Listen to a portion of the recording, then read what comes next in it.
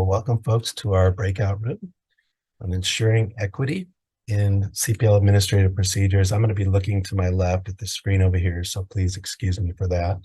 I'd like to welcome Allison Tom-Miura from West LA College. Thank you, Allison, who will be presenting with us today, and Erin Benitez, who's the dental faculty as well as the articulation officer at West LA. And Shelly Hess as well from the San Diego Community College District. Thank you for joining us, Shelly.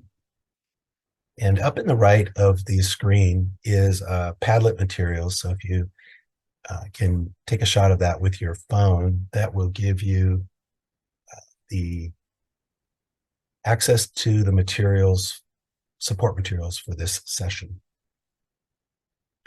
And I wonder if Shelly, if you could maybe grab the link from that Padlet, if you could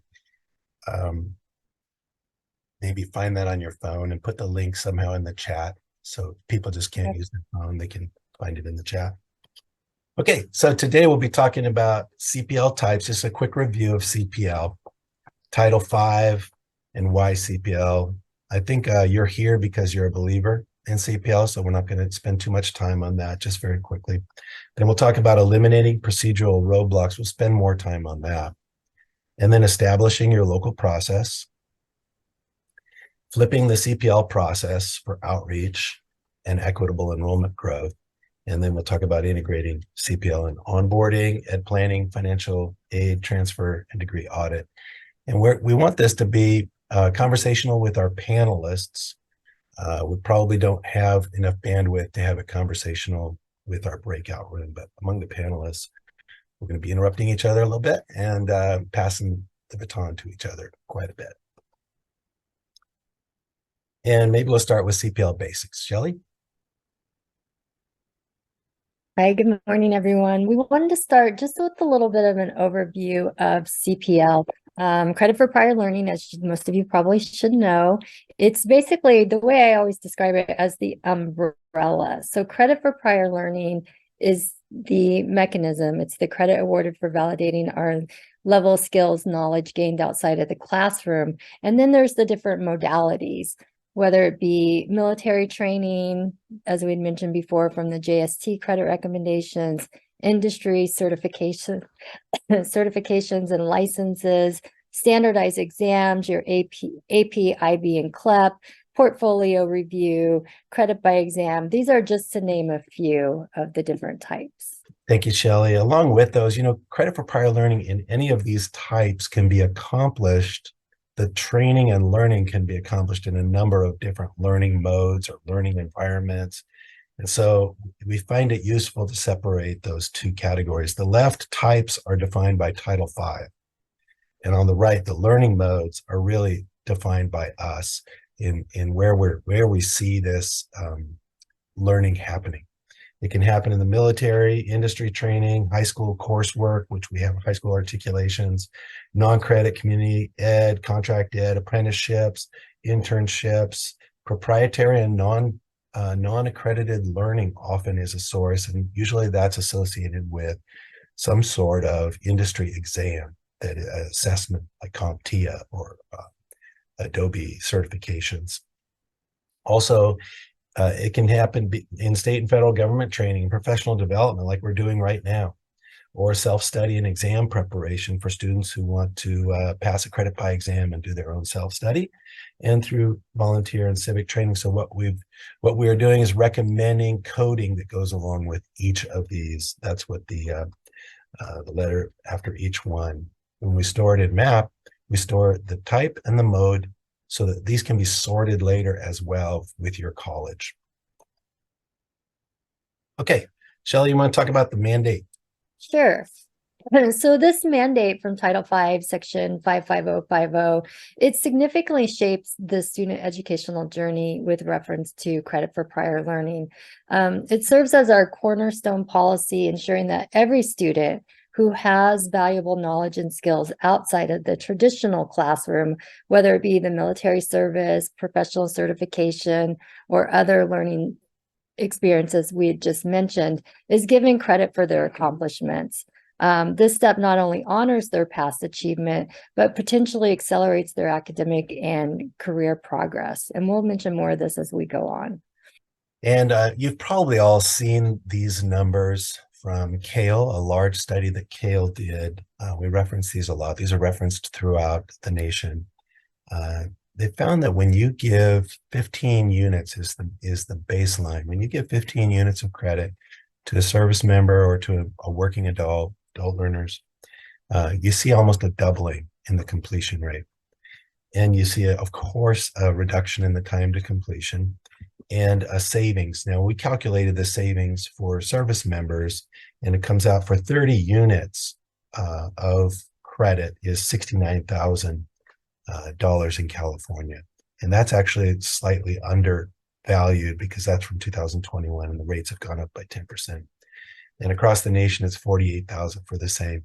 Turns out that it's about $2,323 in salary savings and benefits savings per unit of CPL when you add up the preserved benefits and preserved salary that you would give up from losing your full-time job to go to school. You also get a surprising enrollment bump of 17 and a half units, which is interesting because actually you would think it's counterintuitive. You would think maybe you would lose FTEs by giving away FTEs, but in fact, these students do not leave your school. They stake around and they finish their program. It also is a great boost for access and outreach and that great validation and motivation, especially for first-time college goers. And studies showed that 69% of working adults say that a degree or certificate would provide an advantage to a very strong advantage. So there's a strong desire for those without a degree to get a degree for their career opportunities. And 84% of those say that CPL would strongly influence their choice of college or university. The private and proprietary colleges and universities have figured this out a long time ago, but we haven't figured this out yet. We're not figuring it out now. Only 11% receive CPL. And these studies are the links to these studies are added in the Padlet, just in case you're looking for those. Okay, we're looking to step one for work at your college would be to eliminate obstacles to broaden access. And what we have referenced here is a recommended Administrative Procedure 4235. If you're from the state of California, you may be familiar with this AP. This is Credit for Prior Learning AP. And the CPL, the MAP CPL work group has been working on revisions to AP 4235 to recommend to the state for the past year.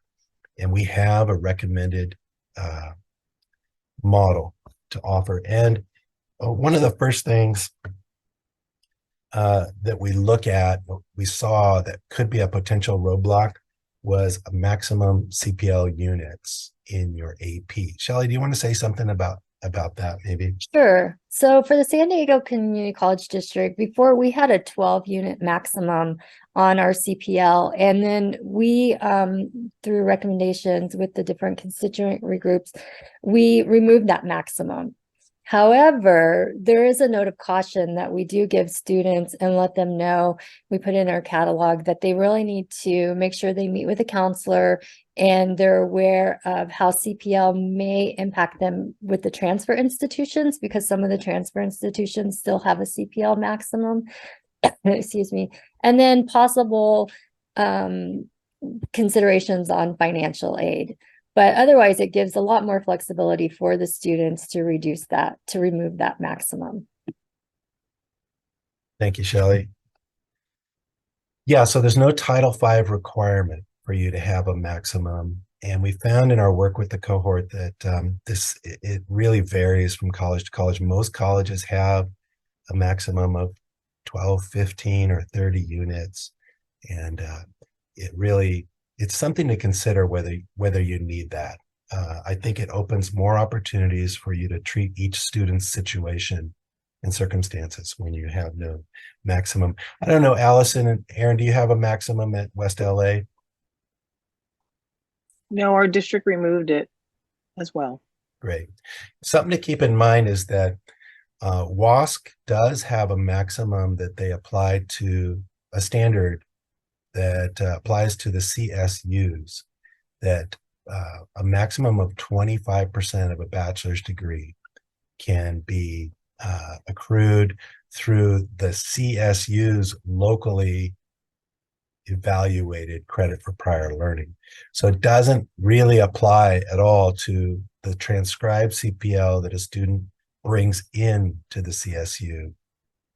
That's what we would do at the community college. We would transcribe that CPL. They would come in with that.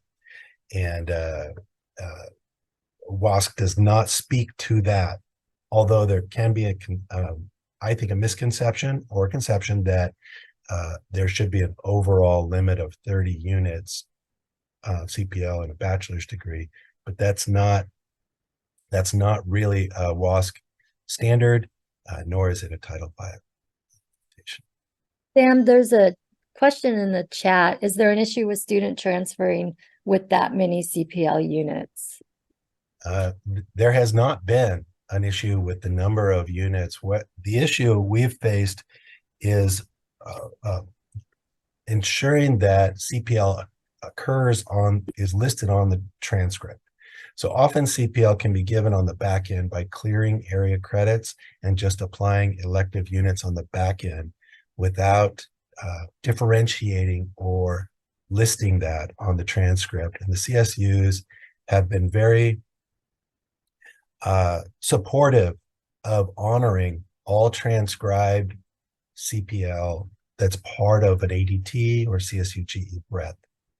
And there's been no mention of limitation. Now, we want to be careful with awarding too many elective credits to students, because that can impact their financial aid. It can impact their benefits. And so all of these decisions need to be taken into account with each student's situation and their transfer destination and their program of study. Shelly, did you want to add anything to that? No, you answered that. But there is another question in the chat. Do your colleges have a residency? Hold on, it just moved. Great. Do your colleges have a residence requirement before units can be awarded? Yeah. And I know for our district, we do not. Yeah, we do at the RCCD. So this is just a great topic for discussion. I'm not sure if West LA does. Probably not, because I think you use the model AP for your revisions at West LA. No, not. And so not before we award the units, and then it's only for degrees. Only for degrees. That have the 12-unit residency. That's an excellent distinction. Title V requires residency only for the associate's degree, not for certificates. Mm-hmm. That can be often, misunderstood. And so for CP, and there is no requirement in Title V that residency be established before CPL is awarded. And so there's no connection there. For us, it's something we're reconsidering in our district moving forward. It was a legacy back when 4235 used to be credit by exam AP, if you may recall. And a lot of the provisions of the credit by exam got carried over into our AP 4235 credit for prior learning, but those were based on Title V requirements just for credit by exam. So anyway, now they're differentiated. And that's another obstacle you can consider removing. As well, we have good standing. As often we've seen with colleges, they require good standing. That is not a Title V requirement. One of the values that we decided to apply in our revision of these AP 4235 was, if it's not required by Title V or Ed Code, let's consider not including it as a requirement. Let's only include requirements that are based on law and regulation, or based on what we think is a best practice for students. And so these are all provisions that are not required by law or regulation. To petition for credit is not required by Title V. So that's a holdover as well from, I think, credit by exam, petitioning for credit by exam, and then now petitioning for credit for prior learning. It's fine for colleges to require petitions for CPL. It's kind of an administrative procedure and process. That's fine, but it's not a requirement to do that. Here's a big one: the catalog designation of CPL eligibility. We're all over the map on this. Some colleges maintain and list each course eligibility for CPL, the type of CPL, and sometimes down even to the credit recommendations that are available, approved for that course. And that is fine to do. It's a lot of work and it's hard to maintain, but it's not a requirement of Title V. And often it's thought of as being a requirement. And I again think this might be a holdover from credit by exam days. The next one is pass, no pass grade designation. This one is a kind of a big topic we don't have time to go into very much, but we recommend, this is a very soft recommendation. We have a text in the attached recommended AP 4235 that recommends colleges add a blanket statement to their procedure that says all courses are eligible for pass, no pass grading when CPL is used. That way you don't have to designate each course for pass, no pass grade when the faculty don't necessarily want a pass, no pass grade for an anatomy of physiology course. And they don't want to change their grading policy to offer a pass, no pass option. But by having the blanket provision, you don't have to go through all the work of designating or redesignating courses as pass, no pass when you might want to offer CPL. And then you might ask, well, what's to stop a student from getting anatomy physiology credit for prior learning with the pass, no pass grade? And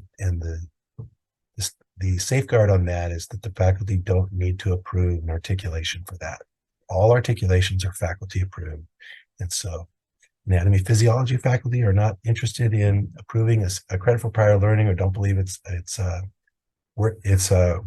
appropriate, then they would not have that as an option. Okay, and then we're on this, the next to the last bullet is types of credit: course, area, and elective. And in our recommended AP, which is in the Padlet, hopefully you can grab a copy of that. We've clarified and worked with the Chancellor's Office to clarify that CPL can be awarded for course credit, area, CSU GE breadth area credit, or elective credit, and could be in compliance with Title 55050.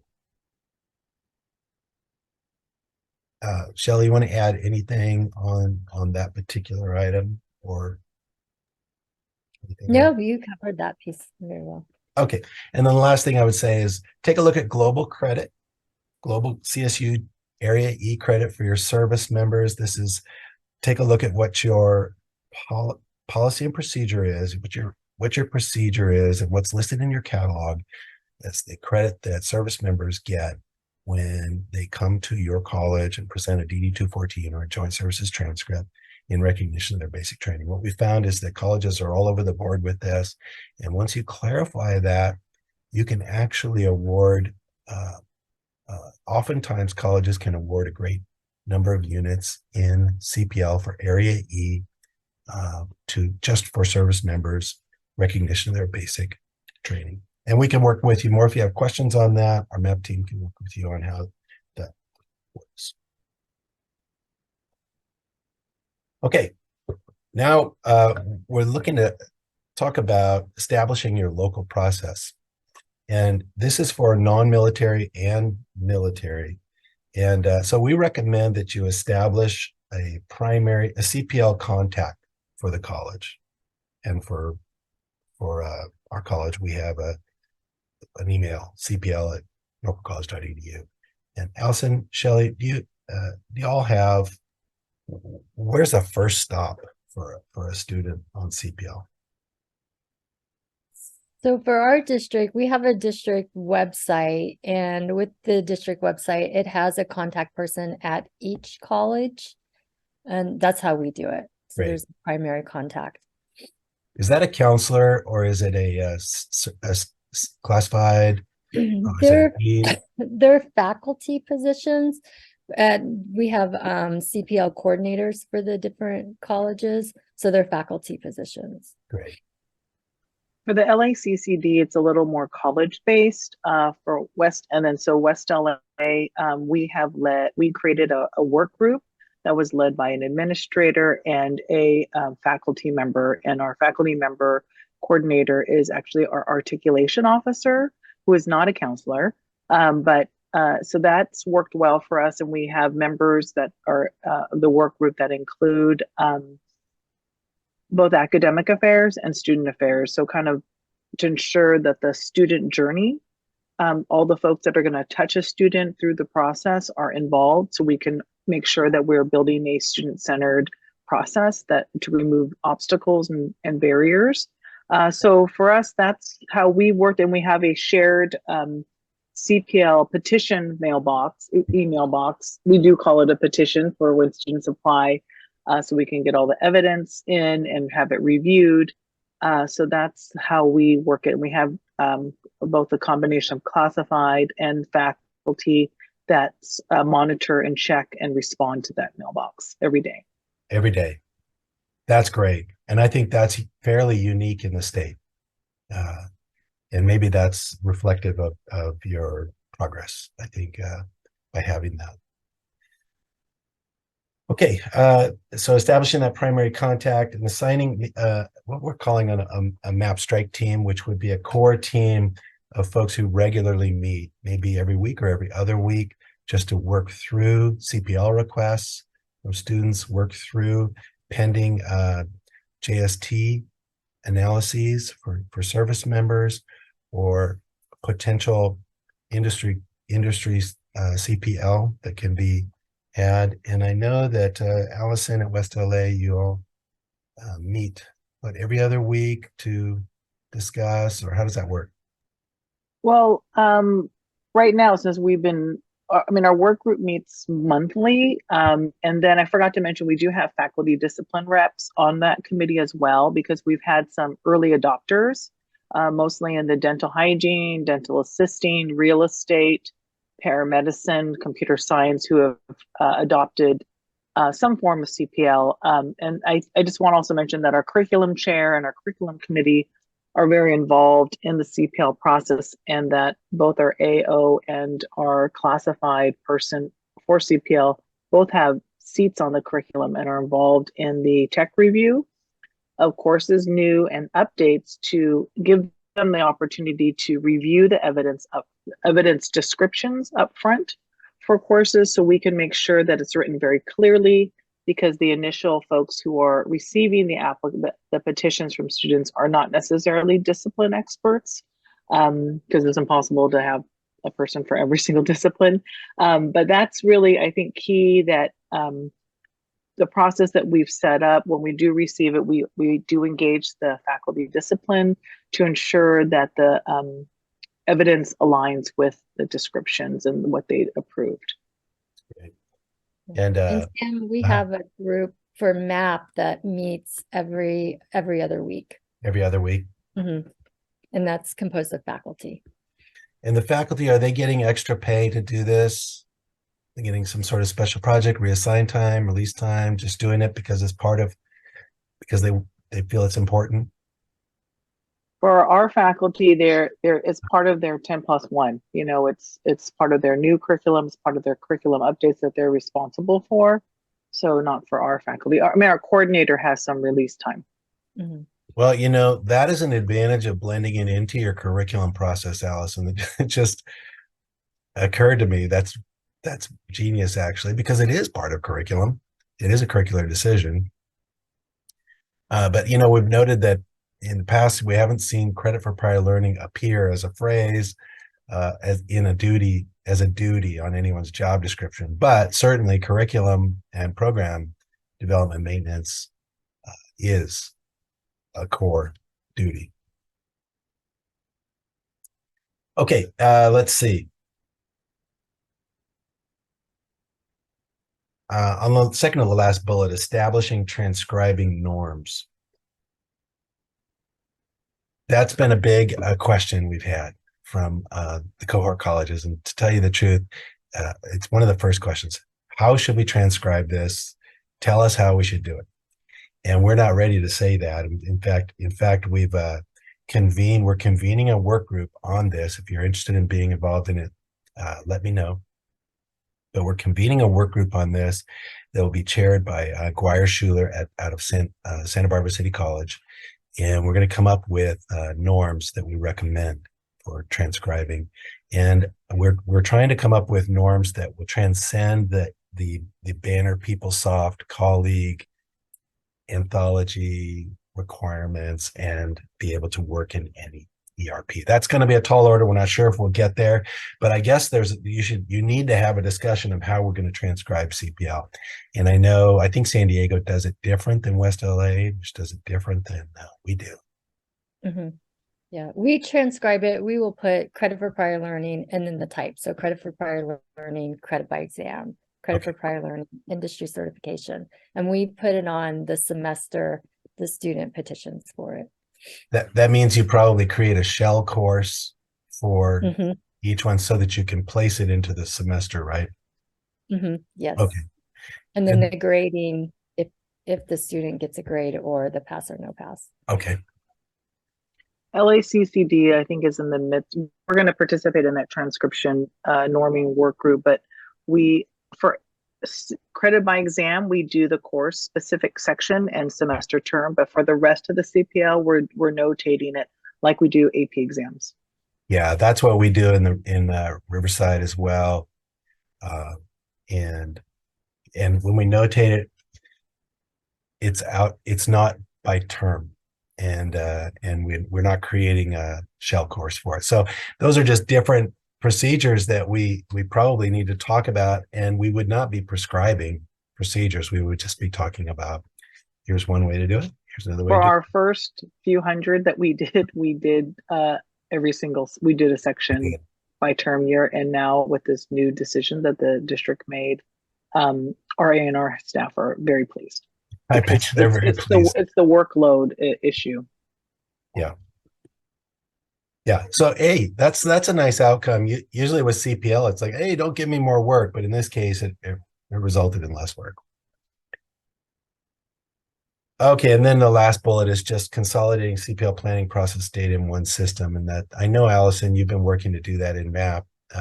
And we've been working closely with West LA because they're sort of a proof of concept guinea pig on creating all the functionality needed to create the CPL, to document it, to notify stakeholders, including the students, and then be able to report out on it and have it go to A&R, be available to A&R for that last step, which is transcribing. And so we're working with West LA on a notification system to be added in MAP for the student steps, to try and figure out, okay, how do we simplify it so that everyone gets notified who needs to be notified and documents are stored appropriately.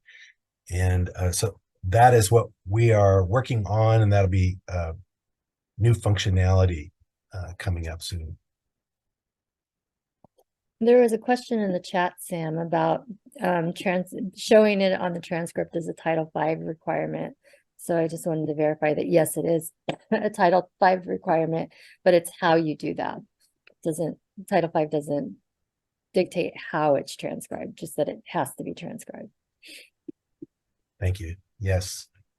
Yes, and our CSU partners have been really straight with us that they would like to see it transcribed, especially the area credit, because what we found when we started working with the CSU over a year ago, we did a survey of their tests, their public test sites, and that's one of the reasons Dr. Foster mentioned that they are requiring all the CSUs to use tests now and make it public facing.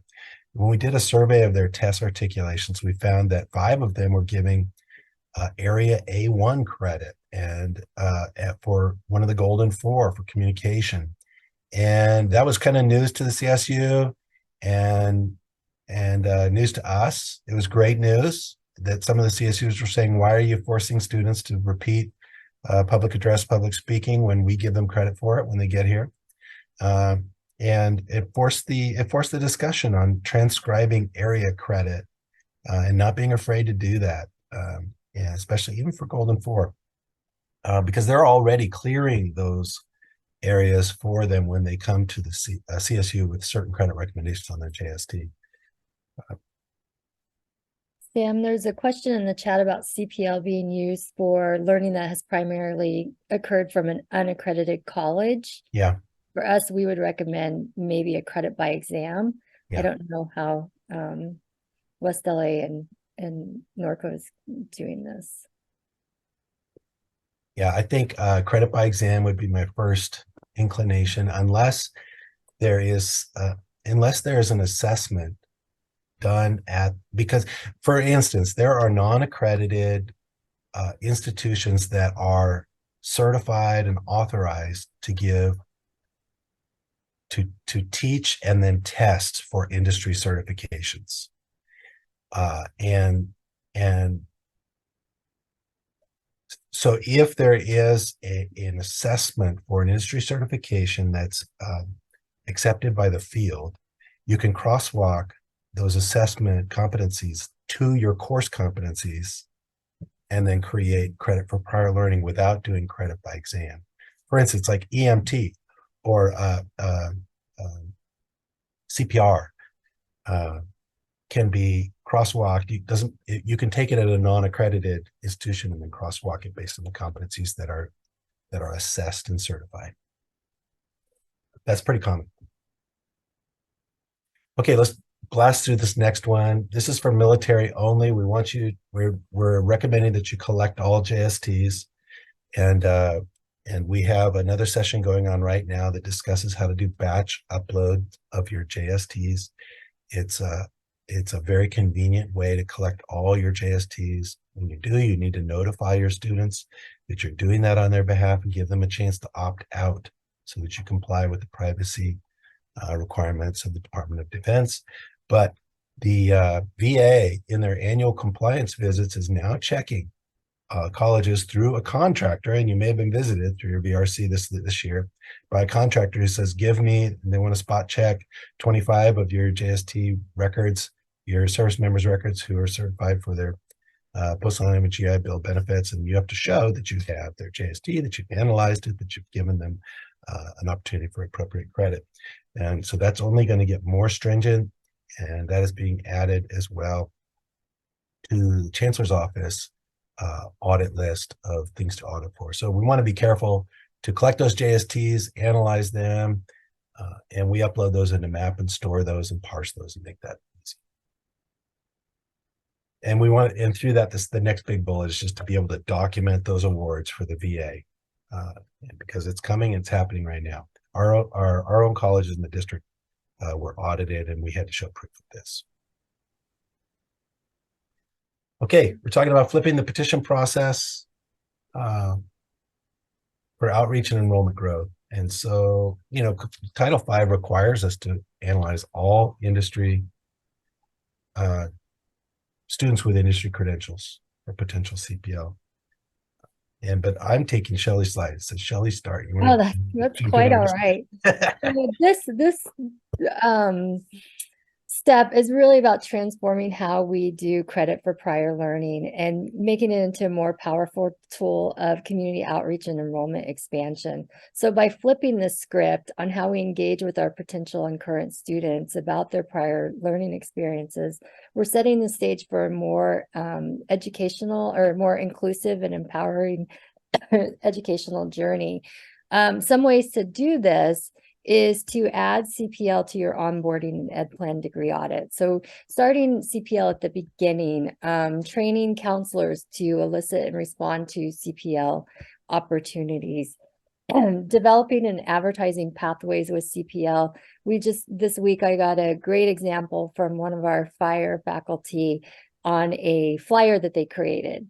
And students get the flyer, they click on the QR code, and it takes them to a website that tells them all about the process, types of CPL available, but really engaging the students up front and showing them, do you have this certification? Well, you could use it for this degree. So they're not wondering or guessing. Promoting a public site for students to submit their CPL documents, or exploring cohort programs. And I think we're going to go into this a little more in more detail later, but I know for San Diego City College, with their new bachelor's degree program in cyber defense and analysis, we've already incorporated CPL into the upper division coursework. So it's going to be a great model for us to start with a cohort on how students can get CPL from lower division and their upper division. And then I don't know, Allison, if you wanted to add, or Sam, if you wanted to add to that. I wanted to ask you about that cyber bachelor's. Is that based on industry certifications? Yes. Yeah. Industry certifications. I think we have 4 or 5 courses that are mapped to industry certification. That's so exciting, even upper division.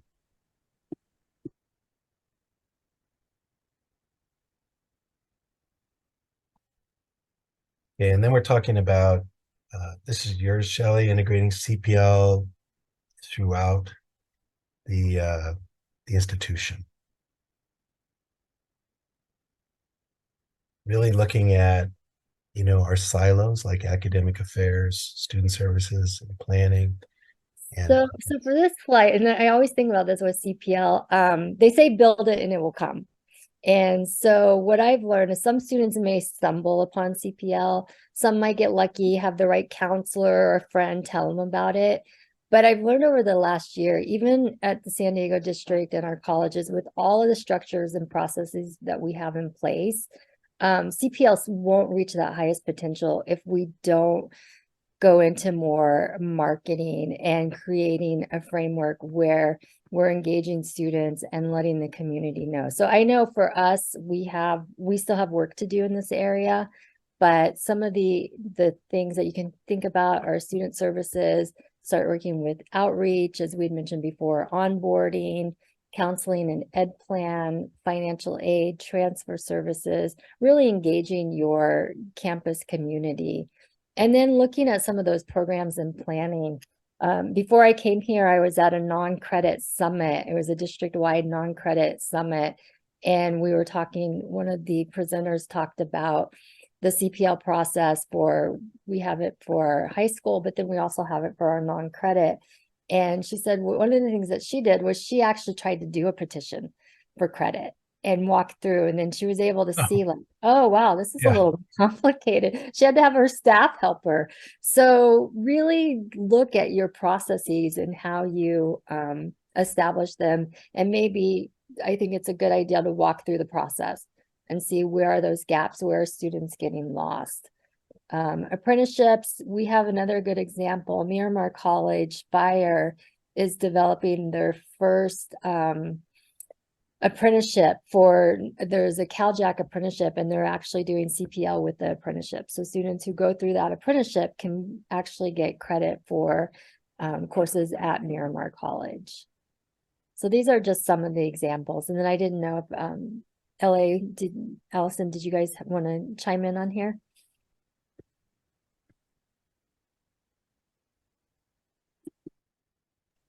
So I wasn't sure if you wanted us to wait till the other slide, Sam, or not.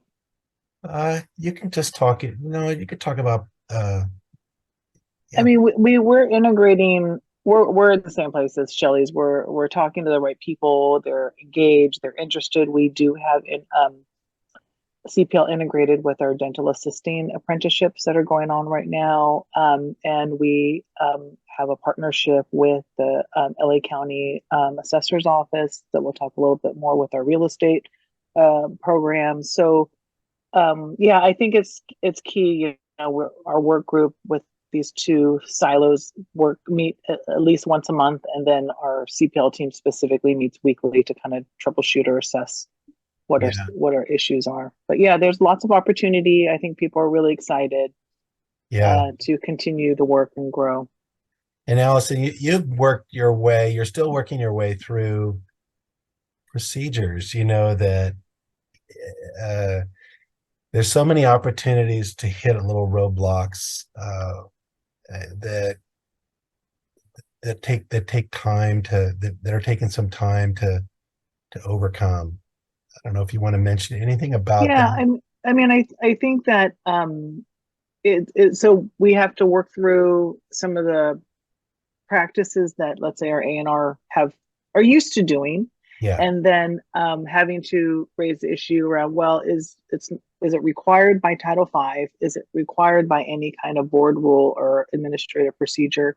And then also the other thing that's helpful is that our district office is also looking at different ways, you know, like we're now going to be having automatic uploads of AP exam scores. And that's going to be a training coming out this month for the whole district. And so that's part of CPL. And so there's movement, I think, incremental movement to shift how credit for prior, you know, even credit by exam, credit for prior learning was awarded when a student applied for graduation. I mean, and not up front. So really kind of shifting how we to respond to student needs earlier, and to get multiple, let's say, veteran folks involved, rather than just one person. And we're working on the infographics to have on our internal process and then our external process for the students, so they can kind of see it graphically, like where does their petition go and how many people have to see it and how long should it take, and so trying to be as transparent and responsive. That's great. I can mention a little bit about our onboarding work that we have Dr. Kim approached me a work about group. a possible. Just one second. There we go. We have a work group that's underway with our counselors. They have developed what they call a holistic student survey that they give every student when they onboard with us, and it does it's kind of a guided pathways, academic exploration. What is your school? What area do you want to study? What major are you interested in? Does career exploration, and they've just now integrated CPL questions. So, hey, what is your work background? Do you have any certificates? So we gave them a few different questions, and they talked about what would be the best way to elicit responses in the onboarding survey to then look for opportunities like Title V requires us to analyze those with those industry credentials. So we're excited about that. We're still looking for ways to capture or to integrate CPL questions in our ed planning process for all students. So we've talked about taking our ed plan, and we have a draft right now that has prompts for CPL on the ed plan. So every counselor is going to ask students straight out, what type of work experience do you have? What type of certifications do you have? And training do you have? And then train the counselors on what to do with that information. So anyway, those are some areas where we're trying to be earlier on in the process to present opportunities to students. So here's some baby steps that we're recommending for you, and that is to work with the 4235, work with your Senate, and have a look at the recommended 4235 model that we've provided in the Padlet and compare it to your current 4235 and start working through those recommendations. And I don't know on this if my colleagues have anything they want to add on that one. No, we've just been waiting for the final version from the MAP group to start redoing ours, but we're ready to start on it. You're ready. And I know, Shelly, you were talking about when you jump into that is also to add additional language on how the process will work with MAP so that Mhm. you don't, so that you have sort of consolidated approach. Yes, that's our plan. We've been working through that as well. So once we get that draft, I'll send that to you. That would be great. That would be great. And I think we're maybe a meeting away, Shelly, from hammering through those pass, no pass, that pass, no pass language with the CPL work group. I just wanted to mention here that West LA, we mostly have been focusing on the industry certification and some CB credit by exam, but we are actually doing a training with members of your team with our counseling department on the JSTs, and we're connecting that effort with the outreach at our Veterans Fair that's happening next week as well. And I just did a data poll, and I did not know that we actually have currently over 500 service members enrolled in classes at West. That I had no idea was that large. I don't know if anyone did, but we are going to be doing the bulk download and reaching out to them to offer them, to have them come and have their JSTs reviewed and identify CPL. So that's our big next focus. I had no idea you had that many veterans. Yeah, we didn't either. We didn't either. That's a lot of veterans in classes, let me tell you. You know what? And I'll bet it's because you have a high housing. Yes, the basic allowance for housing is Yeah. high in your area. Yeah. So that's great. You know, you could easily have 5 times 5 units of credit for each area E student there waiting to be actualized for those students. Yeah. That's pretty exciting.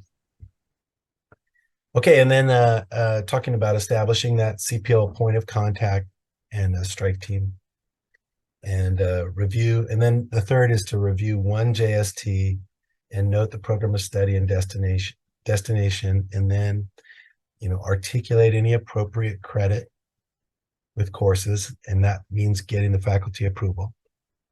Assign that area or elective credit if needed, and then meet with that student and counselor to discuss the CPL plan.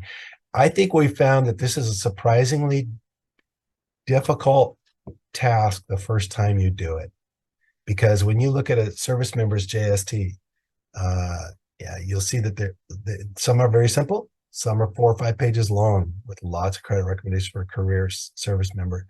So there's lots of opportunities for discussion and thought and decision making. But work your way through one, and then that'll help you think through your processes.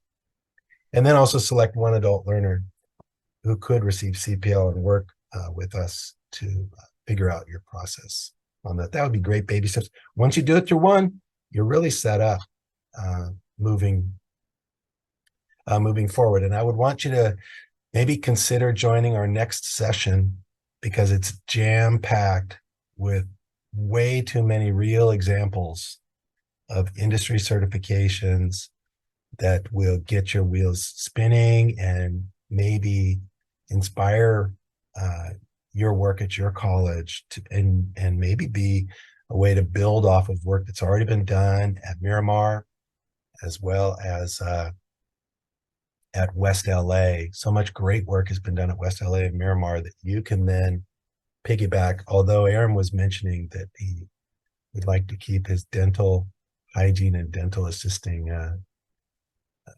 crosswalks maybe under wraps for a while, but that's okay. We can share it. We're going to shine a light on them in our next session. And so we hope you join us for that. And I think that we are going to be ending this breakout in just a few minutes. Any thoughts, any final thoughts or questions? Maybe questions from folks. Allison, maybe Erin. Oh, okay, we've got 1 minute. Any final thoughts on how to engage faculty in this? 57 seconds. One last thing, like for example, with curriculum committee, we're going to start making it part of the technical review, because we were just leaving it up to faculty to check off the list of CPL, and they weren't doing it. So now it'll just be part of technical review. Are you saying yes or no? And if it's yes, what type of CPL? Okay, folks, we will see you back at the ranch.